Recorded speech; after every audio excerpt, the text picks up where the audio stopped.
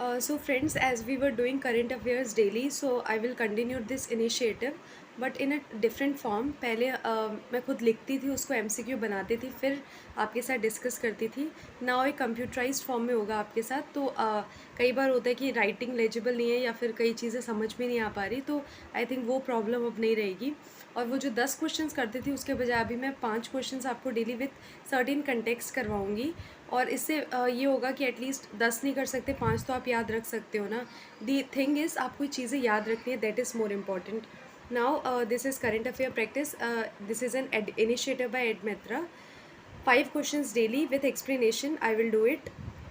पहला प्रश्न है आपका यहाँ पे कि विश्व खाद्य सुरक्षा दिवस 2024 का विषय क्या है. तो इसके 4 ऑप्शन हैं.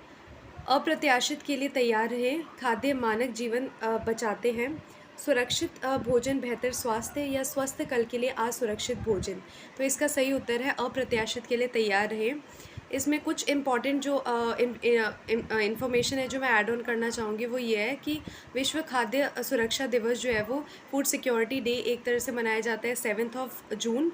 अभी हाल ही फ़िलहाल की न्यूज़ में ये आया हुआ है.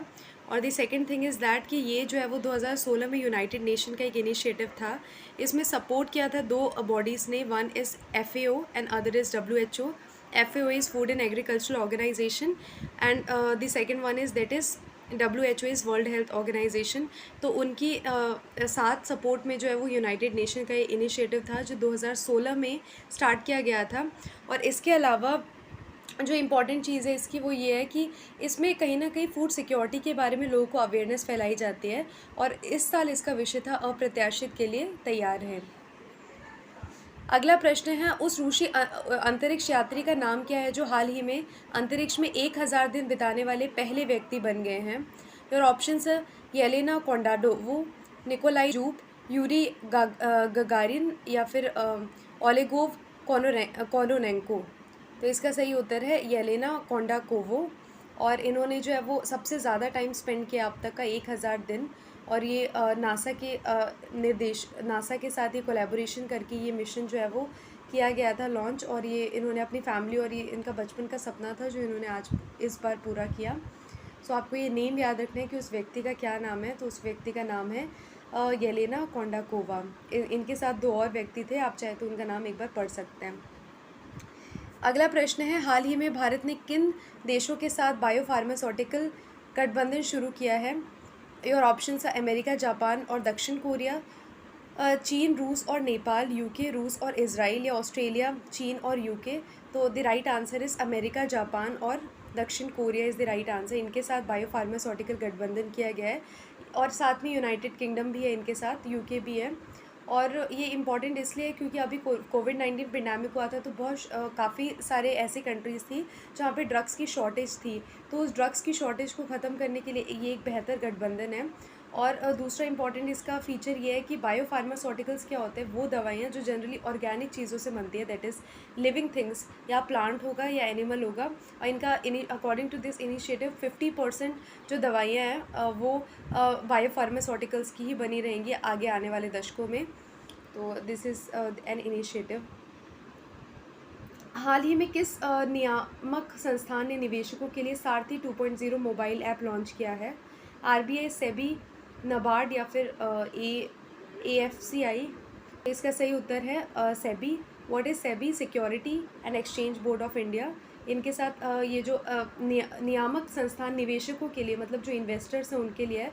अब इस मोबाइल ऐप में सारथी 2.0 में इन्वेस्टर्स के लिए जो है वो सारी इन्फॉर्मेशन एक मोबाइल ऐप्स के थ्रू उनको मिल जाएगी. उनको फाइनेंस के कैलकुलेशन में बहुत ईजी रहेगा क्योंकि उस ऐप में सारी सुविधा है. और कोई भी इवन जो उनकी इन्वेस्टमेंट से भी जो what are the benefits they will get, वो सारी इन्फॉर्मेशन KYC डिटेल सारा उनको इस ऐप के थ्रू मिल जाएगा.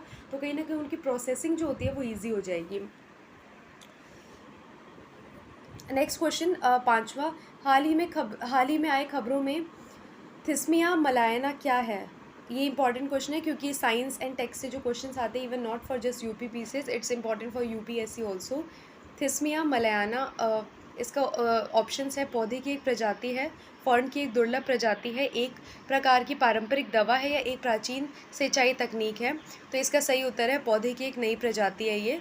और इसकी स्पेशलिटी क्या है कि एक मलेशिया के फॉरेस्ट में पाई गई और ये बाकी प्लांट्स की तरह फोटोसिंथेसिस करके अपना फूड नहीं बनाती है। इंस्टेड ऑफ दैट ये जो है वो अपने रूट्स के थ्रू, फंगस के थ्रू न्यूट्रिएंट्स को ऑब्जर्व करके अपना जो फूड की रिक्वायरमेंट है उसको कंप्लीट करती है। So this is a different kind of feature from the normal plants. Thank you.